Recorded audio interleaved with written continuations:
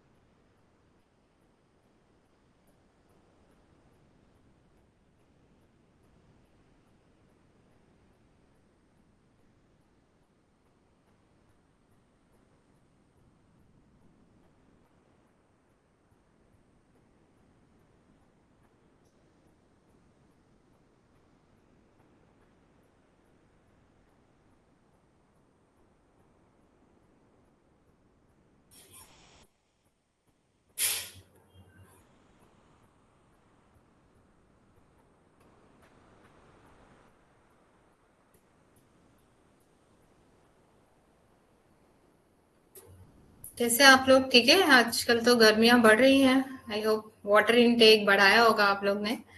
Ji ma'am. And हाँ जी, केरी का juice पीते हैं मैम। बहुत बढ़िया। गुड केरी इवनिंग। का जूस हो गया, फिर कच्ची मस्क कच्ची मस्क केरी मैम। मेलन होता है। हम्म। मैम कच्ची केरी, हम्म। पुदीना और थोड़ा सा गुड़ और चीनी इसका डालकर बहुत ही बढ़िया जूस बनता है मैम। 2-3 हाँ टाइम पीते हैं।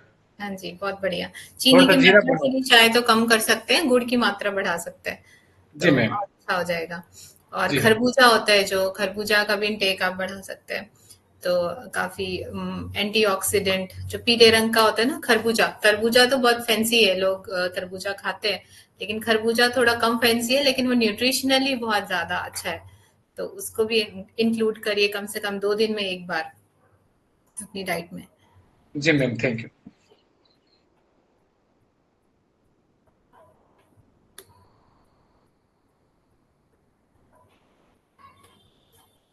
सो over nutrition and obesity. Obesity क्या है एक्चुअली में? तो दो, वजन जब बढ़ता है तो इनको हम दो पार्ट में डिवाइड करते हैं, एक ओवरवेट और एक ओबिसिटी। ठीक है। तो ओबिसिटी एक ऐसा लेवल हो जाता है, उसके बाद मतलब समझिए कि बीमारी होने के चांसेस बहुत बढ़ जाते हैं। ओबिसिटी बहुत कॉमन है, आपको आसपास अपने दिखेगा। Sorry, overweight. ठीक है, लेकिन ओबिसिटी आपको उतना ज्यादा नहीं दिखेगा छोटे शहरों में, बड़े शहरों में आपको काफी आसानी से दिख जाएगा। So, overnutrition is consumption. Actually obesity बड़े शहरों में क्यों इतना आसानी से दिखता है? बिकॉज बड़े शहरों की जो लाइफ है ज्यादा बिजी है। मतलब उनको हर छोटी चीजों के लिए टाइम नहीं मिलता, पर्सनल लाइफ के लिए टाइम कम मिलता है, अपनी हेल्थ के लिए टाइम कम दे पाते हैं।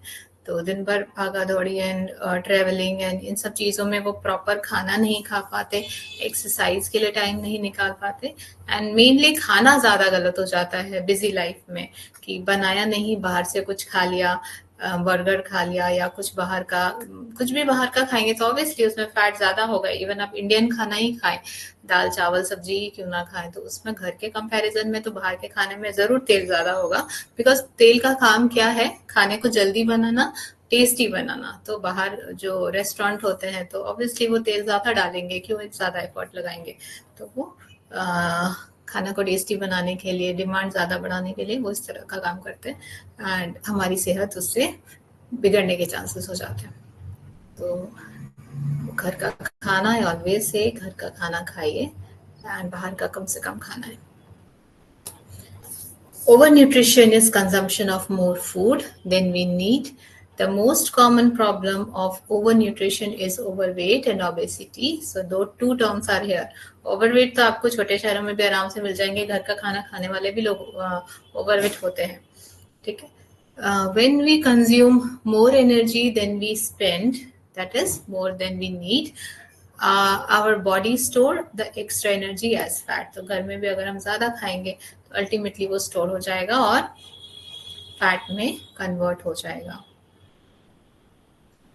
The comparison of weight is done with standard tables, which gives ideal weight according to the height. Height के अकॉर्डिंग एक ICMR ने, WHO ने एक क्राइटेरिया दिया है और उसी के अंदर जिसका वेट हो उसको हम आइडियल मानते हैं.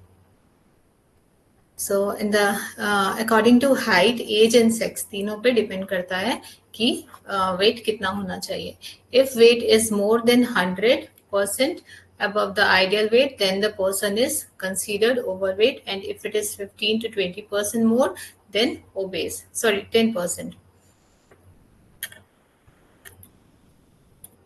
Yeah. So if weight is 10% above ideal weight, it is overweight, and 20% ज़्यादा होने से उसको हम overweight मानते हैं.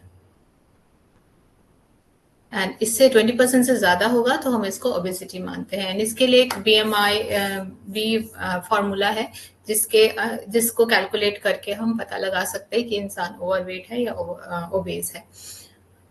Then overnutrition and obese people tend to suffer from hypertension.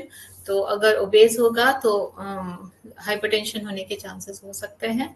And stroke, diabetes, heart disease etcetera इनका एक तरह से बुलावा कह सकते हैं आ जाता है. हम ही बुलाते हैं कि हमारे में इतना फैट हो गया, अब ये बीमारियां आ जाओ. They feel uneasy because to excess fat around their chest and tire easily. Fat people may also die at the young age because heart health अच्छी नहीं रहती, कार्डियक हेल्थ अच्छी नहीं रहती, एंड जो आर्टरीज होती हैं वो ज़्यादा स्टिफ हो जाती हैं because they are not move properly. Like अच्छे से मूवमेंट, फ्लेक्सिबिलिटी नहीं रहती उनकी बॉडी में, एंड फैट की लेयर होती है तो वो चांसेस हो जाते हैं कि ब्लॉकेज हो जाए and all. Reducing the amount of food so that the energy intake is less than energy expenditure. The best way to counter overweight problem: 1 kg of fat in the body store 7,700 kilocalories. One can lose this extra kg of weight in 2 weeks by consuming 500 kilocalories less. अगर इतने पे है तो 500 less करेंगे तो हम 2 किलोकैलोरीज 1 extra KG of weight, मतलब जो भी एक्स्ट्रा केजी है वो हम लॉस कर सकते हैं 500 kilo calorie less everyday consume करके. These 500 kilocalorie can be reduced by shortening one intake or oily foods. Yes, because oils give maximum calories, सबसे ज्यादा देता है. Carbohydrate and proteins 4 kilo calories देते हैं, तो फैट 9 किलो कैलोरीज देता है. तो हम ऑयल को कट डाउन करके इजीली जो आपका कैलोरी इनटेक है उसको कम कर सकते हैं.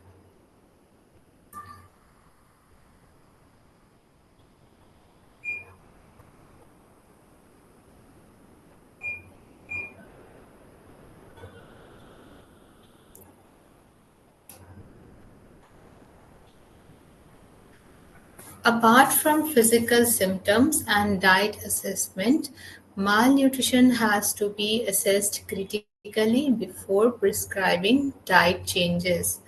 One of the first steps of detecting malnutrition is to check the person's diet. First of all, हम डाइट ही बात करते हैं, उसकी डाइट हिस्ट्री लेते हैं कि उसने वो क्या खा रहा है आजकल डेली डाइट में.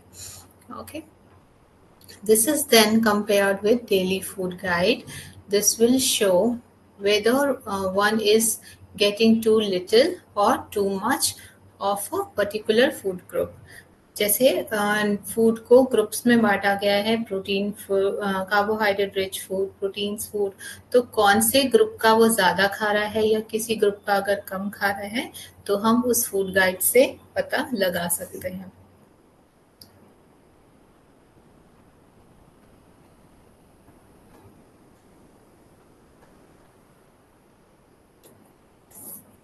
Nutritional status is the level of nourishment of our body.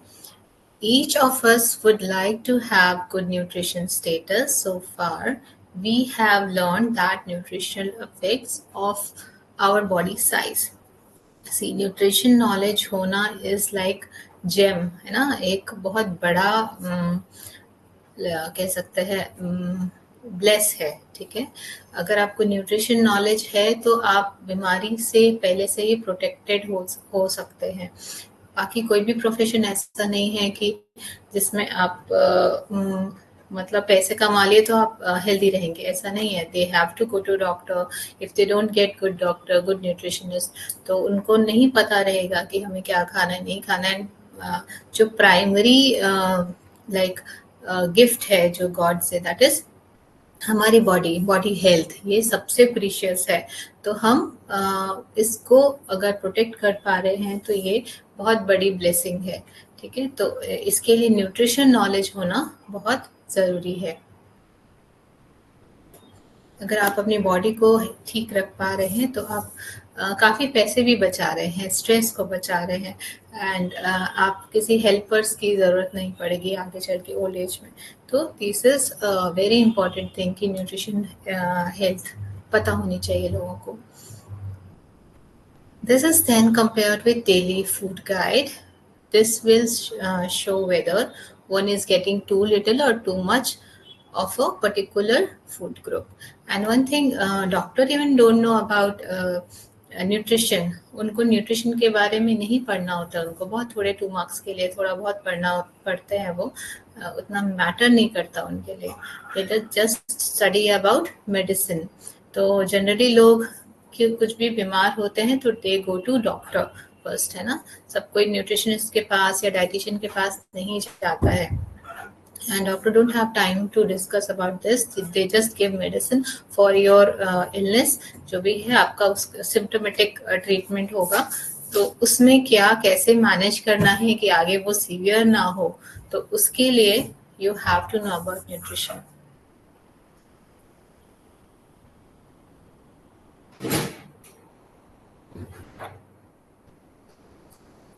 And especially in diabetes, only medicine can't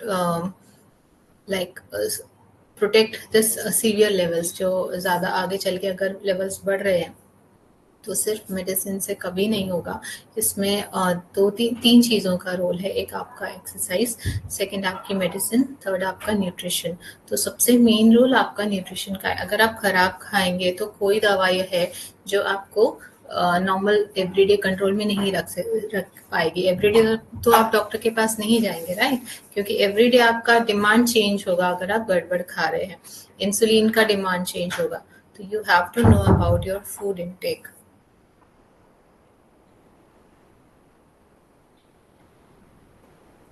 Next, the weight of persons compared with the standard available.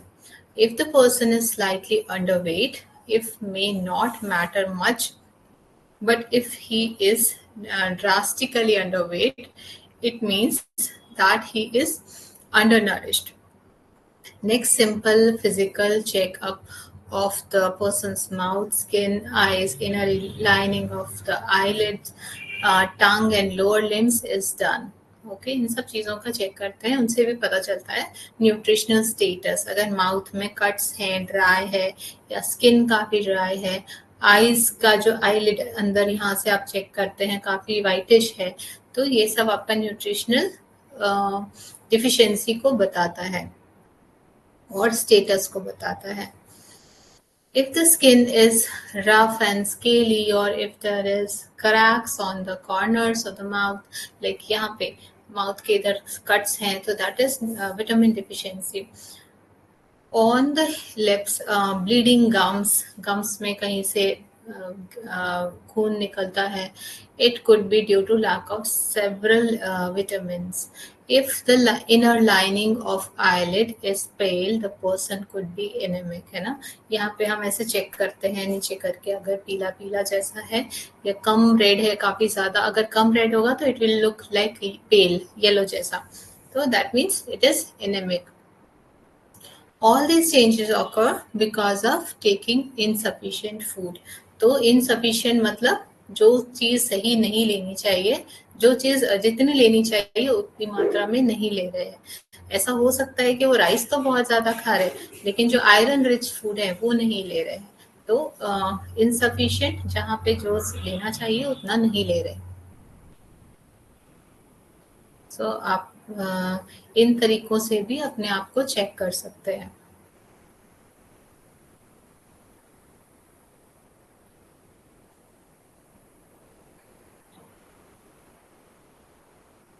Nutritional status is a level of nourishment of our body.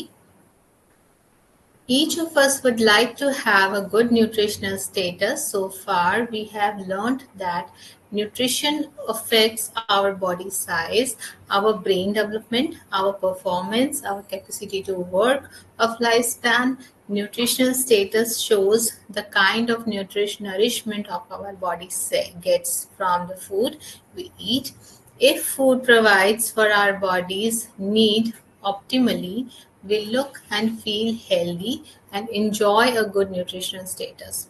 ठीक है, अगर ये सारी चीज़ें सही हैं तभी हमें पता चलेगा कि हमारा न्यूट्रिशनल स्टेटस सही है और हम अपनी लाइफ की जो डेली की प्रॉब्लम्स हैं, डेली की चीज काम है, उनको इजीली कर पाएंगे।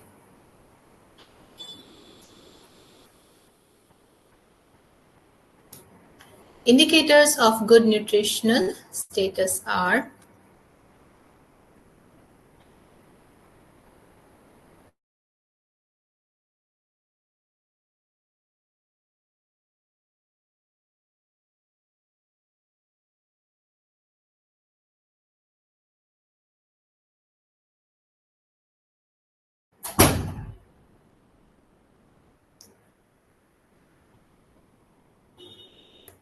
मेजरमेंट ऑफ बॉडी साइज का क्या, कैसे हम मेजरमेंट करते हैं।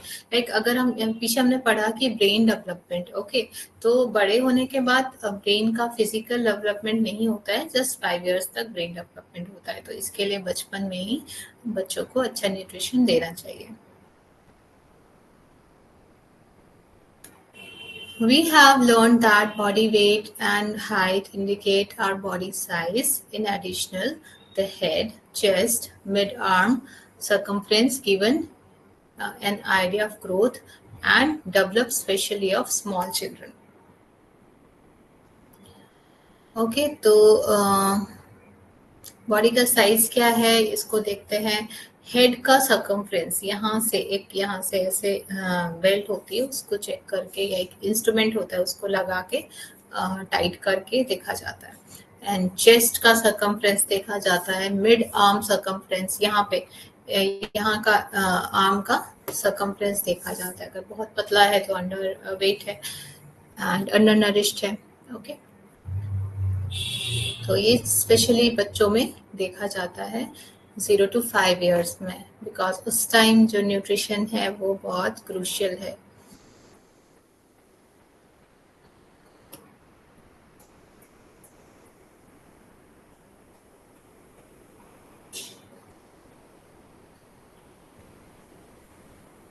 I will share in group, एक बॉडी वेट का चार्ट है वो मैं शेयर करूंगी, उसको आप रख सकते हैं अपने पास।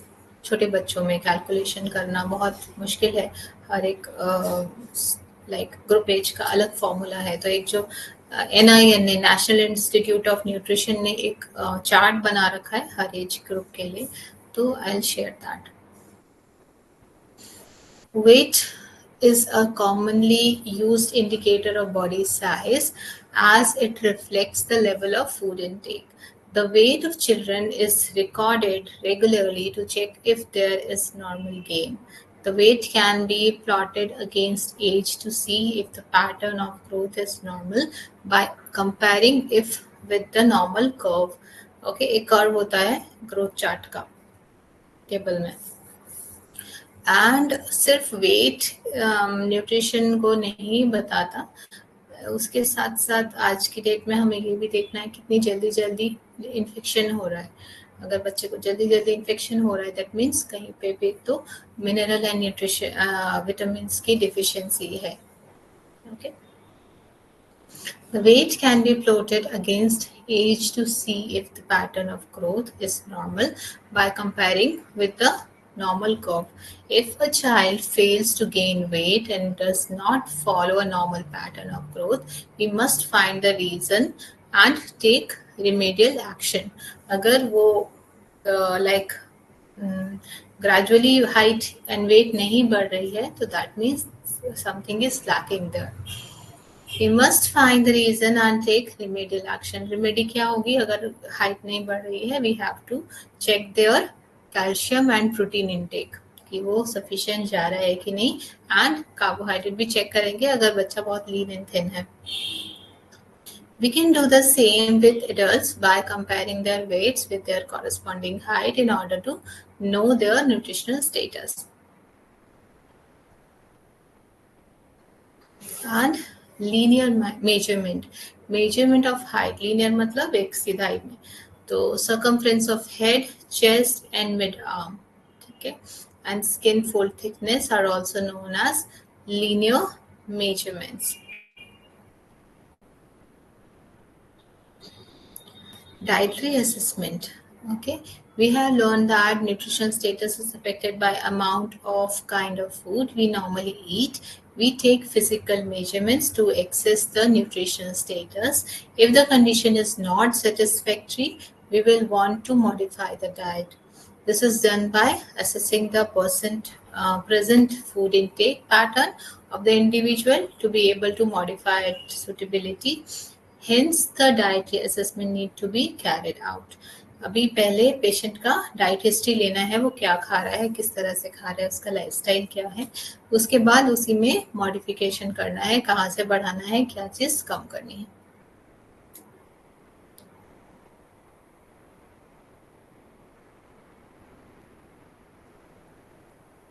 When and how to record food intake? We need to know the normal and habitual pattern of food intake. Therefore, we select 3 normal working days to record the food intake. ठीक है, पिछले 3 दिन का आप रिकॉर्ड कर सकते हैं, which does not include Sundays, holidays, festival, as gradually these days have special menus and schedule of eating is different. तो ये कम डेज होते हैं, है ना, छुट्टियाँ वर्किंग डेज से कम होती हैं, तो उसको हम काउंट नहीं करेंगे, एंड जो वर्किंग डेज हैं उसको काउंट करेंगे, क्योंकि वो कंपैरेटिवली ज़्यादा है, और उसमें जो रोज़ खाना बन रहा है उसको चेक करेंगे.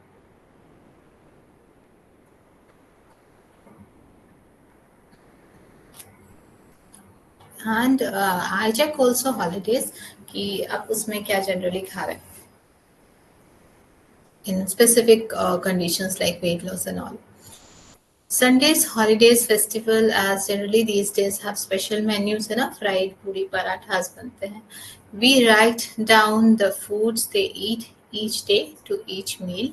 The snacks, fruit and beverages they take between the meals or with the meals are also recorded. Record the amount of each preparation eaten and also the time when it was eaten. The amount can be recorded in volume or weight. Later we can convert all amount into weights. तो एक बार रफली patient को ये नहीं पता होता कि वो कितना खा रहा है, राइस के मामले में जनरली, सब्जी के मामले में तो एक बोल साइज से आप पता लगा सकते हैं. एंड टाइमिंग ज़रूर पता होता है, तो टाइमिंग ज़रूर चेक करना है कि अगर वहाँ पे गलती हो रही है तो वहाँ पे मॉडिफिकेशन की ज़रूरत है, और वो कर सकता है कि नहीं उसके वर्क शेड्यूल के हिसाब से. तो और बीच में मंचिंग वाली चीज़ें जो हैं, बिस्किट्स हो गया एंड भुजियाज हो गया, ये जो पेशेंट खा लेते हैं इसको वो खाने में काउंट नहीं करते जनरली, वो इसको सोचते वो तो ऐसे ही खा रहे हैं, है ना, तो उसको वो जनरली बताते नहीं है, आपको पूछना पड़ेगा कि मंचिंग क्या हो रहा है बीच में. Evaluate of food intake data, जब बीच बीच में भूख लग रही है तब क्या खा रहे हैं, तो दे विल से, अगर ओबेस पेशेंट है तो वो ज़रूर इस तरह की चीज़ें बताएगा कि वो बीच बीच में मंचिंग में क्या खा रहा है.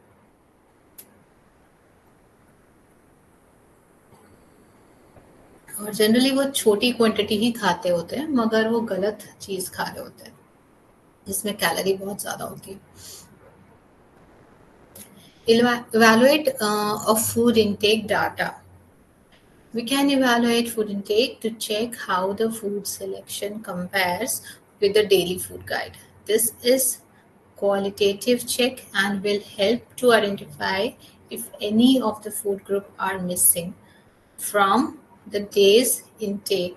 Secondly, one can compare the amount of food intake with the suggested minimum number of serving to see if the amount of food included are insufficient. This evaluation will help to decide what changes need to be made in the diet of improve and nutritional status. So this is digestive system diagram. You should learn this.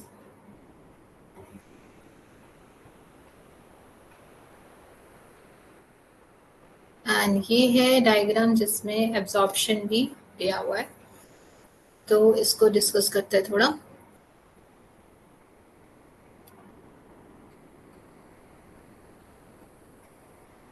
Okay, so you can sea mouth में लिखा है breaks up food.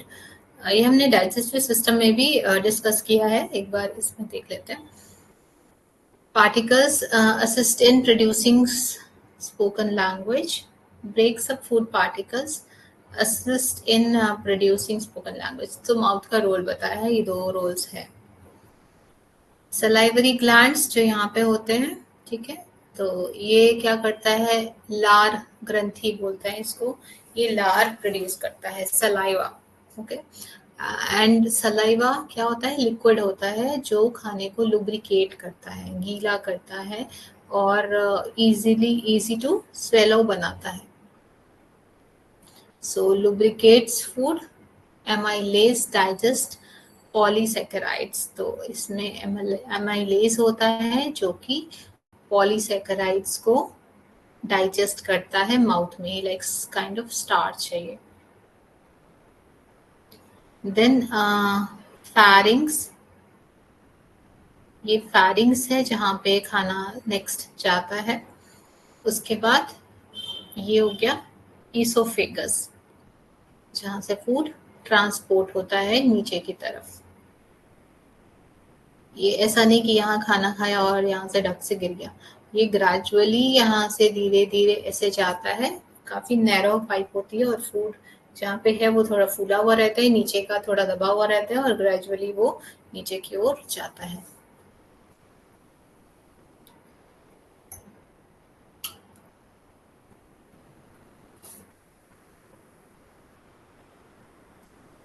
Then it comes to stomach.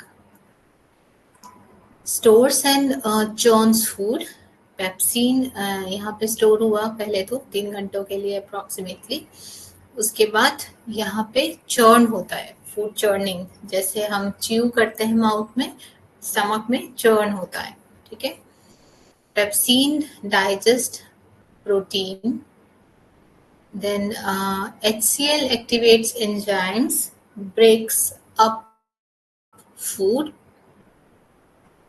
kills germs. Mucus protects stomach wall. Limited absorption. So यहाँ पे क्या है, HCl है, यहाँ पे सिक्रीट हो रहा है, ओके. और फूड का ब्रेकडाउन भी होता है यहाँ. HCl की वजह से जो भी जर्म्स गए हैं खाने में वो किल हो जाते हैं, ओके, मर जाते हैं. वो इतना एसिडिक होता है. जो हम अगर मैं घर के काम में बोलूँ, जो हम मोपिंग करते हैं, सफाई करते हैं, पोछा लगाते हैं, तो उसमें क्या डालते हैं, लाइक जो भी लिक्विड्स होते हैं वो एसिडिक होते हैं ताकि वो जर्म्स मर जाएं, है ना. तो वैसे ही हमारे पेट में भी HCl सिक्रीट होता है, काफ़ी हाईली HCl होता है. लेकिन इससे हमारा पेट गलता नहीं है, बिकॉज म्यूकस की लाइनिंग होती है, एक तरह का लिक्विड कह सकते हैं. वो एक लेयर की लाइनिंग होती है जिसकी वजह से स्टमक की जो लाइनिंग है, स्टमक का जो लाइक लेयर है, वो प्रोटेक्ट रहती है. और यहाँ पे कुछ पार्शियल एब्जॉर्प्शन होता है, like limited absorption. Then food comes here. अभी इसके बीच में हम यहाँ ये पढ़ते हैं, दैट इज लीवर, जो ट्रायंगुलर शेप का दिख रहा है. ये सिक्रीट, ये क्या करता है, break down and builds up many biological molecules. Stores vitamin and iron.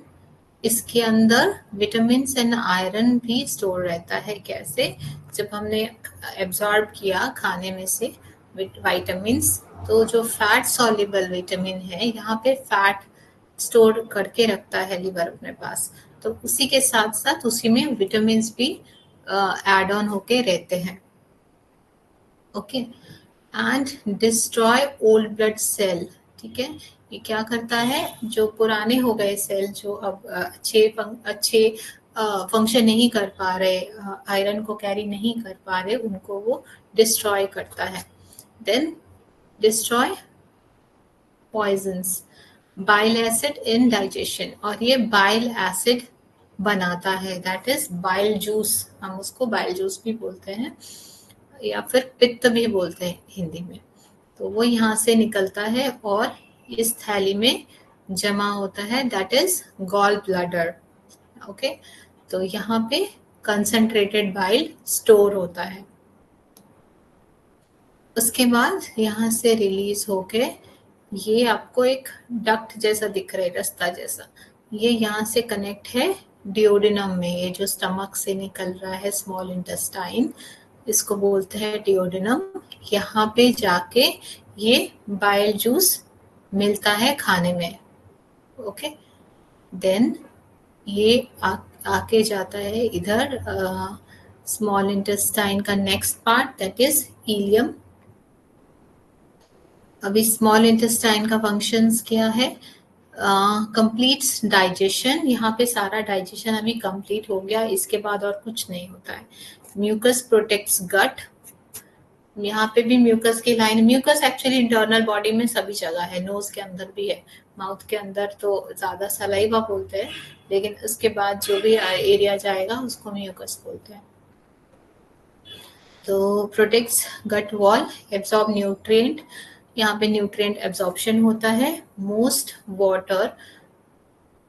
Mostly water, peptides digest proteins, यहाँ पे प्रोटीन्स जो है वो ब्रेक डाउन होते हैं।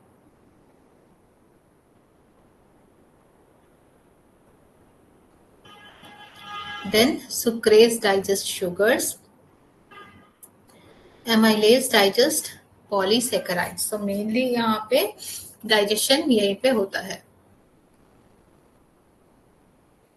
Then here is pancreas, जिसका भी डक्ट जो पाइप है कह सकते हैं, आउटपुट है, वो जाके डिओडिनम से कनेक्टेड है। तो pancreas is very important organ. ये हार्मोन रिलीज करता है, that is insulin. So hormone regulate blood glucose level. तो ऐसा हार्मोन जिसका नाम है इंसुलिन, जो कि ब्लड ग्लूकोज को नॉर्मल रखता है हमारी बॉडी में ऑल द टाइम। अगर हम ज्यादा चीनी खा रहे हैं जब, तो फिर वो ज्यादा इंसुलिन सिक्रीट करता है। अगर हम कम खा रहे हैं शुगरी थिंग्स, तो वो कम सिक्रीट करता है। तो ये बैलेंस करके रखता है। Then level bicarbonates neutralize stomach acid, और उसके बाद ये बाइकार्बोनेट्स भी रिलीज करता है, जो कि खाना पूरा एसिडिक होके रखा था, राइट, बहुत ज्यादा HCl सिक्रीटेड था वहां पे, तो उसको अब न्यूट्रलाइज करेगा वो, इसमें उसको अल्कलाइन बनाएगा। ठीक है, तो बाइकार्बोनेट्स क्या होते हैं? अल्कलाइन होते हैं, अल्कलाइन इन नेचर। हिंदी में इसको अम्लीय और क्षारीय कहते हैं। तो ये क्षार में कन्वर्ट करेगा, न्यूट्रलाइज करेगा। नॉर्मल pH लाइक 7 जैसा पानी होता है, ना ही वो एसिडिक होता है ना ही बेसिक होता है, तो वैसा उसको बनाएगा। Then trypsin and chymotrypsin digest proteins, amylase digest polysaccharides, lipase digest lipids। तो ये सारे एंजाइम्स हैं जो ब्रेक डाउन करते हैं न्यूट्रिएंट का। Then we have started small intestine, then waste material comes into large intestine. Okay, so this is appendix which is look like tail। तो ये appendix है, इसका भी रोल है विटामिन B12 बनाने में बॉडी के अंदर। देन ये फूड लार्ज इंटेस्टाइन में जाता है, एंड जो वेस्ट है यहाँ पे लार्ज इंटेस्टाइन में क्या होता है, reabsorb some water and ions, forms and stores faeces. तो यहाँ पे फीसेस का फॉर्मेशन होता है, जैसा उसकी कंसिस्टेंसी होनी चाहिए वैसा उसको बनाता है, और फिर यहाँ पे स्टोर होता है रेक्टम में। Then this is the opening for elimination for faeces.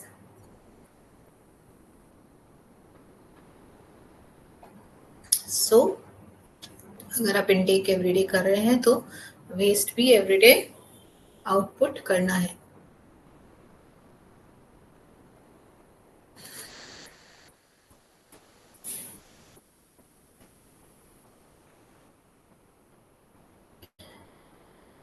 So this is the chart of children at different age height.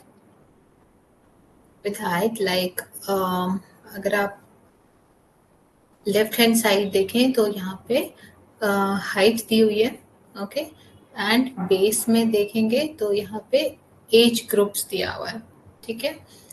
तो इन्फेंट बोलते हैं, पहले 1 साल के बच्चे को इन्फेंट बोलते हैं। देन उसकी जो हाइट होनी चाहिए, यहाँ height in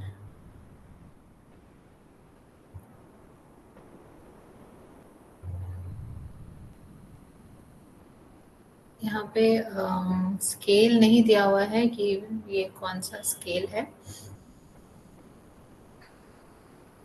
generally height in centimetre दिया रहता है, but it is not centimetre.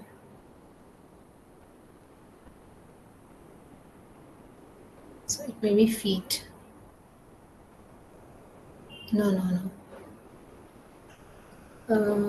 Yeah, it can be inches.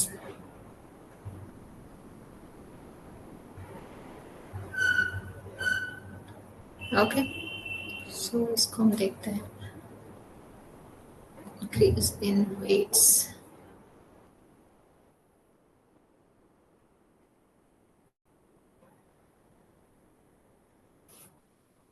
So this is weight.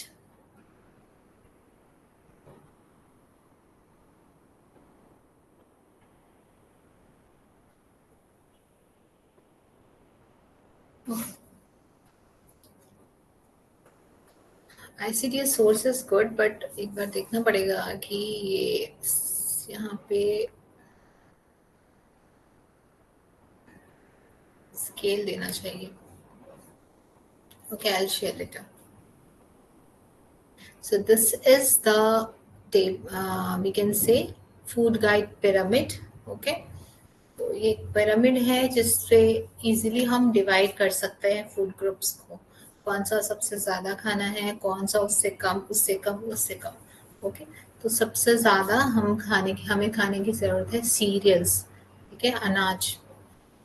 तो अनाज क्या हो सकता है, हेल्दी अनाज, यहाँ पे लिखा है bread, cereal, rice, pasta, but we should say rice, daliya, whole wheat atta and millets. These are good food sources for carbohydrates. Okay, तो कितनी लेनी है, 6 to 7 serving. Next is vegetable group and fruit group. तो यहाँ से क्या मिलेगा हमें, vitamins and minerals, ठीक है। तो उससे कम हमें ये ग्रुप से लेना है, तो इसकी क्वांटिटी भी काफी ज्यादा होनी चाहिए। Like it is look like more than half, है ना। जो नीचे का है उस वो सेकंड जो उसके ऊपर का है, आप देखेंगे हाफ से ज्यादा है। तो राइस अगर आप 1 बोल खा रहे हैं तो उसका 3/4 यानी कि आधा से ज्यादा उसका पोर्शन वेजिटेबल एंड फ्रूट्स होना चाहिए आपके दिन भर में। Then next group is milk and meat, poultry, fish, ये सब चीजें हो गई। तो ये इसमें से कुछ भी लेना है तो ये हो गया प्रोटीन्स की चीजें, तो इनसे मिलेगा हमें protein. Okay, so here is not written dal and legumes, but it will come in this only. तो बेटर होगा आप एनिमल सोर्स खाएं, मिल्क एंड मिल्क प्रोडक्ट्स, अगर वेजिटेरियन है तो। अगर नहीं मिल्क प्रोडक्ट भी नहीं खाते तो फिर आपको दाल एंड नट्स में जाना पड़ेगा, जो कि थोड़ा ज़्यादा क्वांटिटी खानी पड़ेगी प्रोटीन लेने के लिए। Then fats, oil and sweets use sparingly, like बहुत कम लेना है ये। तो स्वीट्स इन नाउअडेज स्वीट्स नहीं लेनी चाहिए, फैट्स लेना चाहिए, फैट्स एंड ऑयल, तो ये काफ़ी कम मात्रा में इनसे। ओके, तो ये इसका एक मेजरमेंट है, ये एक रफली आइडिया है कि आपको किस तरह से खाना चाहिए। Okay,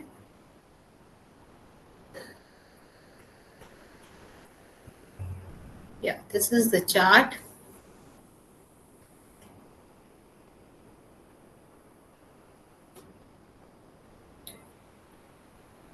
So it is for male.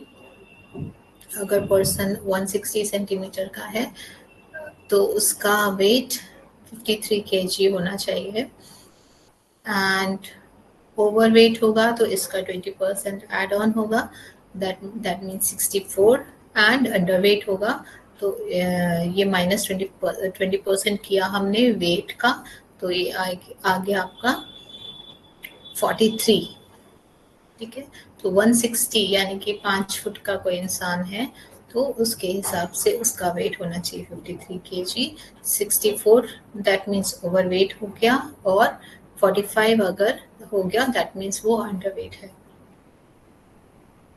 तो इनके बीच में होने से भी हम उसको नॉर्मल मानेंगे।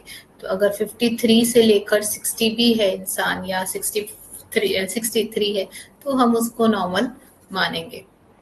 तो ऐसा नहीं है कि सिर्फ एक जो केजी लिखा हुआ है 53 तो दैट मीन्स 53 ही होना है, तो उसके ऊपर नीचे भी होता है आपका 10 to 15 kgs।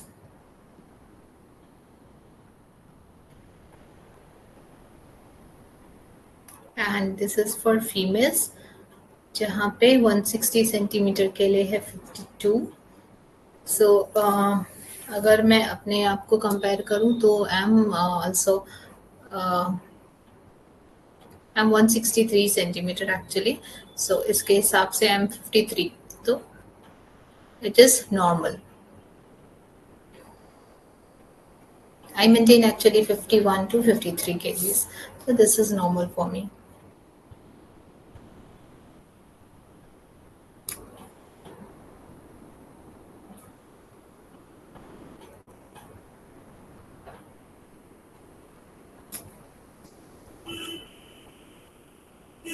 So here we can start in next class, classification of carbohydrates. इसके भी बहुत सारे टाइप्स हैं, एंड प्रोटीन्स के टाइप्स हैं, एंड विटामिन्स के टाइप्स हैं, तो इनको हम नेक्स्ट क्लास में करेंगे। आज के लिए इतना ही, एंड कुछ क्वेरी है तो पूछे।